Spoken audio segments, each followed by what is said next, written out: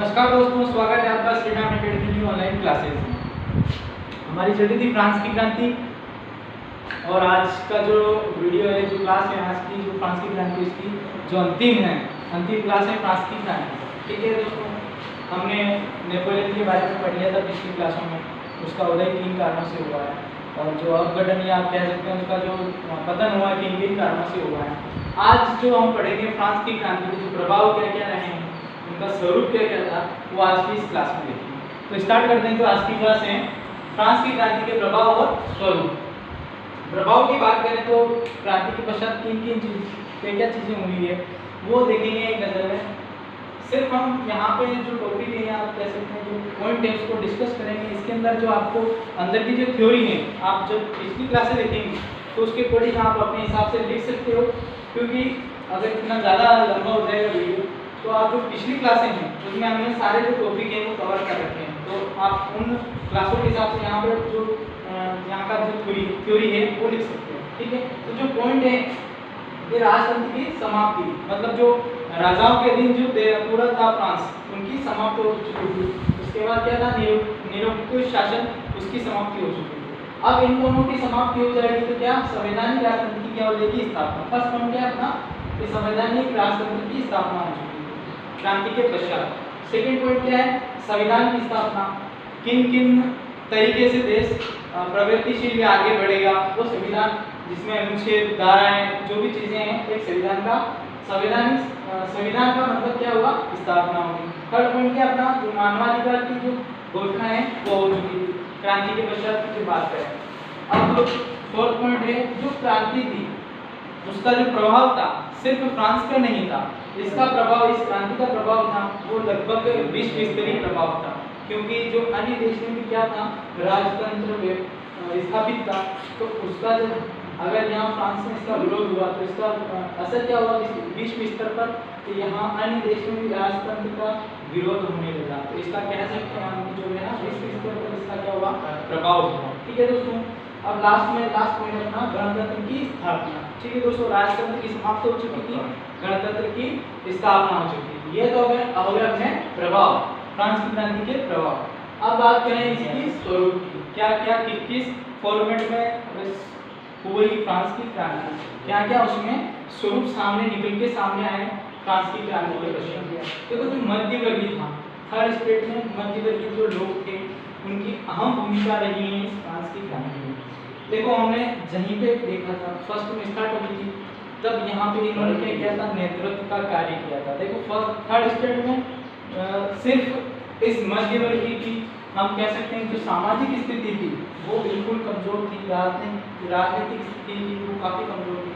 परिस्थिति की कौन सी स्थिति ठीक थी इनकी, जो आर्थिक स्थिति वो काफी अच्छी थी। इस कारण इन्होंने क्या किया, जो थर्ड स्टेट वाले लोग थे उनका जो नेतृत्व करने का कार्य, जो विरोध में, मतलब जब फर्स्ट और सेकंड वालों का विरोध किया तब यहाँ पे थर्ड वालों का इन्होंने क्या किया, नेतृत्व किया और क्रांति को आगे बढ़ाया। अब देखिए जब इनके हाथ में जब शासन आया, थर्ड स्टेट वालों कह सकते हैं मध्य वर्ग के हाथ में जब शासन आया तो इन्होंने क्या किया कि क्रांति के पहले तो इन्होंने जो जनसाधारण था उनके हितों की बातें की, उनका मतलब पूरी तरह से इन्होंने क्या किया, ख्याल रखा। पर जब इनके हाथ में जब शासन में सत्ता आई तो इन्होंने उन्हीं लोगों की उपेक्षा की, उन्हीं कार्यों को जो इनके जो समस्या थी उनको क्या मतलब एक तुच्छ के समान ले लिया था। तो इनका क्या ये स्वरूप था इस क्रांति में। ठीक है दोस्तों, अब जब सेकंड की बात करें, सेकंड स्वरूप की, तो जो क्रांति की जो सुनियोजित क्रांति मानी जाती है, क्योंकि नहीं सुनियोजित नहीं मानेंगे, कहीं से कहीं तक ये सुनियोजित नहीं दिखाई दे, मतलब कहीं से कहीं तक नियोजन या प्लानिंग के अकॉर्डिंग क्रांति नहीं हुई।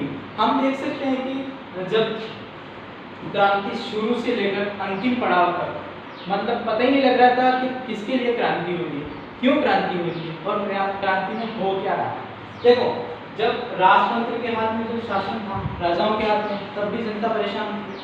सेकेंड उनसे बच के जब निकले तो मध्य वर्ग के वालों के हाथ में जब शासन आया, सत्ता आई, तब भी लोग क्या थे, जनता परेशान थी। थर्ड अगर नेपोलियन की बात है, जब इनके हाथों से नेपोलियन ने शासन छीना यहाँ पे शासन किसका, नेपोलियन का था।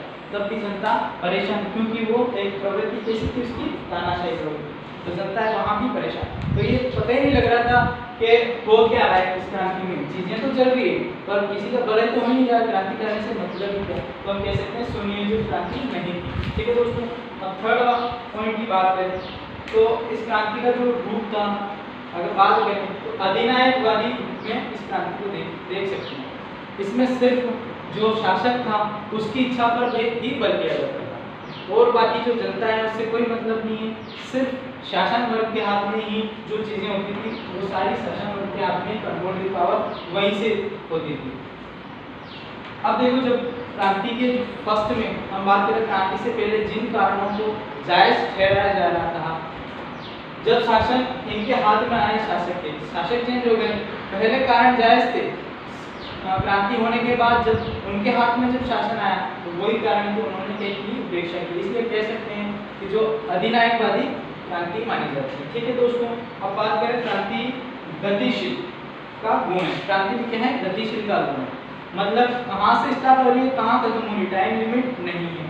अब क्रांति का उद्देश्य क्या है, किसके लिए की जा रही है और क्या हो रहा है क्रांति। अब देखो उद्देश्य क्या क्या है, उद्देश्य का कोई पता नहीं, किसके लिए क्रांति की जा रही है। अब देखो जनता के लिए क्रांति की जा रही है, पर जब क्रांति शुरू से लेकर अंत तक जनता का कहीं फायदा नहीं होगा, तो जब क्रांति किसके लिए, जनता के लिए की जा रही है, उनके तो कोई फायदे ही नहीं है, तो यह उद्देश्य नहीं होगी क्रांति। ठीक है, अब क्या हो रहा है, सब सर्वप्रथम क्या राष्ट्रीय सभा की घोषणा की थी, उसको हटा के फिर इन्होंने क्या किया, संविधान ले आए, फिर इसको हटाया, व्यवस्थापिका ले आए, फिर इसको हटा के डायरेक्टली जो शासन है वो लागू करें। मतलब पता ही नहीं लग रहा है क्रांति का उद्देश्य किस तरह क्रांति जा रही है। तो ये सारे जो फ्रांस की क्रांति के स्वरूप हमारे सामने निकल के आते हैं। ठीक है दोस्तों, आज का जो टॉपिक था, लास्ट टॉपिक था, अब जब नेक्स्ट क्लास में बात करेंगे तो औद्योगिक क्रांति या रूसी क्रांति का चैप्टर